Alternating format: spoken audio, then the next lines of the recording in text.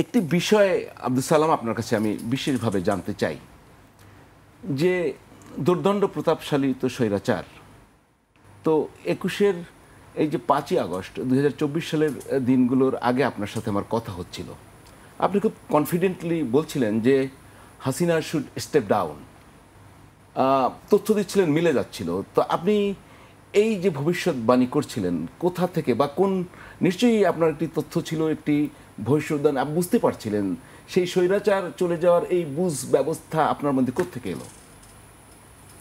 It is history. প্রতিটা স্বৈরশাসন যদি আমরা ফলো করি বা দেখি, পৃথিবী যুগে যুগে স্বৈরশাসক এসেছে এবং তাদের পরিণতি আমরা ইতিহাস থেকে জানি। অ্যাকচুয়ালি এখানে একটা মজার বিষয়,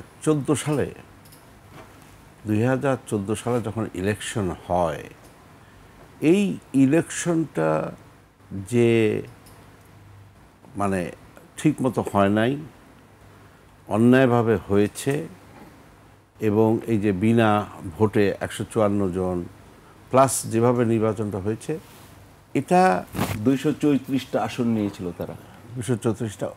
that was the starting Awami লীগের অ্যাজ এ আওয়ামী লীগ সংগঠন হিসাবে ধ্বংস হওয়ার প্রথম সূচনা।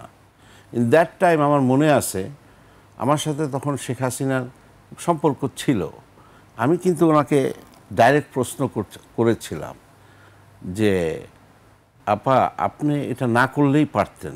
আওয়ামী লীগ একটা ঐতিহ্যবাহী সংগঠন, সে আওয়ামী লীগের এইভাবে নির্বাচন করে এইভাবে আসা উচিত হয়নি।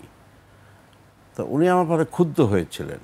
কিন্তু তখন থেকেই, যে আপনারা যদি খেয়াল করেন 2014 সালের পরে, তারপরে এই যে সাহসটা যে পেয়ে গেল, তারপর 2018 সাল উইনো, তারপরে তো 24 সাল, বেসিক্যালি আওয়ামী লীগের পতন শুরু হয় আমি বলবো 2014 সাল থেকে শুরু।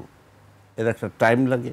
তবে আমি প্রায় বলতাম, যেমন আপনাকেও বলেছি বা অন্যদের সাথে কথা বলেছি, শেষের দিকে ধরেন এই যেভাবে বাড়াবাড়ি হচ্ছিল সমস্ত এগুলো, আমি মানে আই ক্যান সি দ্যাট যে এগুলো থাকবে না, এগুলো ধ্বংস হয়ে যাবে।